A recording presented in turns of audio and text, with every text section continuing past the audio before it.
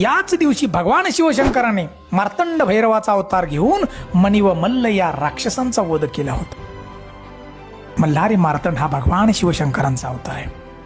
कृतयुगामध्ये मणी आणि मल्ल हे दोन राक्षस यांनी महाभयंकर मोठी तपश्चर्या केली, घनघोर तपश्चर्या केली ब्रह्मदेवाची. आणि ब्रह्मदेवांनी प्रसन्न होऊन त्यांना वर दिला, हे मणिमल्ल, तुम्हाला या पृथ्वीवरती आकाश पाताळ सगळीकडे कुणी हरवू शकत नाही, असा वर दिला. आणि त्यावेळेला हे मणी आणि मल्ल उन्मत्त झाले आणि त्यांनी सगळ्या पृथ्वीवरती हैदोस घातला.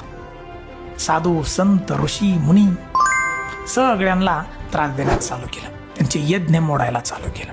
त्यावेळेस वैतागून साधू ऋषी मुनी सगळे देवांच्याकडे गेले आणि देवांना सांगितलं की देवा, आमची मदत करा, तुम्ही या राक्षसापासून आम्हाला वाचवा. आणि त्यावेळेला देवादिदेव महादेवांनी मान्य केलं बघा, आणि मार्तंड भैरवाचा अवतार घेतला. आणि त्यावेळेला बघा 7 कोटी सैन्य घेऊन मार्तंड भैरव युद्धासाठी आले. आणि पहिले जे मारलं ते मणी राक्षसाची छाती फोडून त्याला मारलं.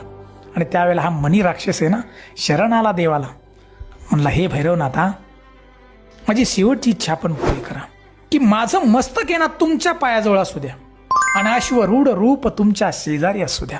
त्यावेळेला मार्तंड भैरवनाथानं तथास्तु म्हटलं. आणि नंतर बघा मल्ल राक्षसाला मारलं.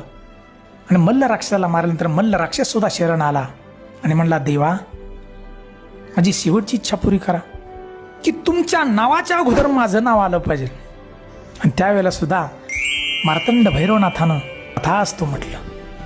आणि त्यामुळेच बघा मल्हारी मार्तंड असं म्हटलं जातं देवाला. तो दिवस म्हणजे चंपाषष्ठीचा आहे बघा. याच दिवशी देवाला वांग्याचं भरीत आणि भाकरीचा नैवेद्य दाखवला जातो. आणि